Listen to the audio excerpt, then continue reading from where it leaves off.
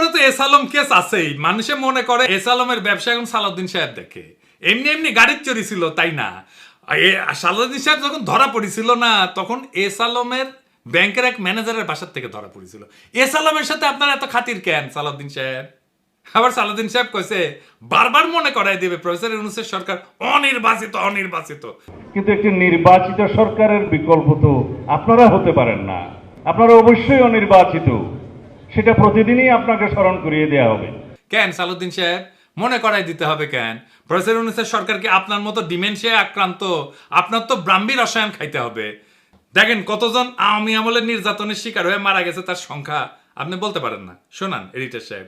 প্রায় 2600 কতজন আমার ঠিক মনে নাই, মোর দেন 2600 রাজনৈতিক নির্যাতনের শিকার হয়ে আওয়ামী সন্ত্রাসীদের হাতে এবং সরকারি বাহিনীর হাতে নিহত হয়েছে।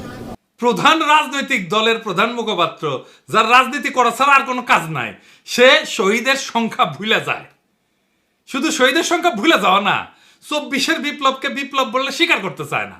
শুনেন এই সালাউদ্দিন সাহেব এর আগে কতবার এই আগস্ট বিপ্লবকে বিপ্লব বিপ্লব বলিছে দেখেন। কক্সবাজার আরও 2 সন্তান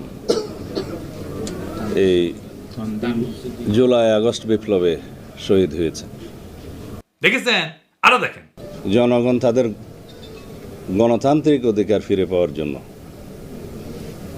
এই গণবিপ্লব সংগঠিত করেছে। দেখেছেন? আরো আছে দেখেন।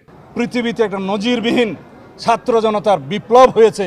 সেই বিপ্লবকে পৃথিবীর সামনে দেখিয়ে দিতে হবে এই রক্তাক্ত বিপ্লবের মধ্য দিয়ে। দেখেছেন? বিপ্লব বিপ্লব বলতে বলতে কাইট হয়ে পড়ে যায়। এইবার বলেন যে কয় মাসের মধ্যে সে চোখ উল্টায় দিচ্ছে। দেখেন কি করছে। এদেশে গণতান্ত্রিক গণঅভ্যুত্থান, ছাত্র গণঅভ্যুত্থান সৃষ্টি করেছে। কেউ যদি এটাকে বিপ্লব বলতে চায় তাহলে আমি দুঃখ প্রকাশ করব। এটা কোনো সামাজিক বিপ্লব নয়। তো সালাউদ্দিন সাহেব আপনার ওটা মুখ না গোয়া? হাসিনার সাথে তফাৎ কি? হাসিনা চোখে মুখে মিছা কথা কইতো, আর সালাউদ্দিন সাহেব নিজে যা বলছে সেইটা 1 বছর না যাইতে যাইতেই ঘুরে ফেলছে। ক্ষমতায় গেলে কোনো প্রতিশ্রুতি রাখবে এরা? রাখবে না। তার স্যাম্পল তো এখানেই। আর সে কি রাজনীতি সংবিধান এসব বুঝে? এই সমস্ত কথাবার্তা যে কয়, আসেন এটা একটু দেখি। সে বলছে নির্বাচিত সংসদ সংবিধান সংশোধন করবে। শুনেন। সংবিধান সংশোধন করবে কে?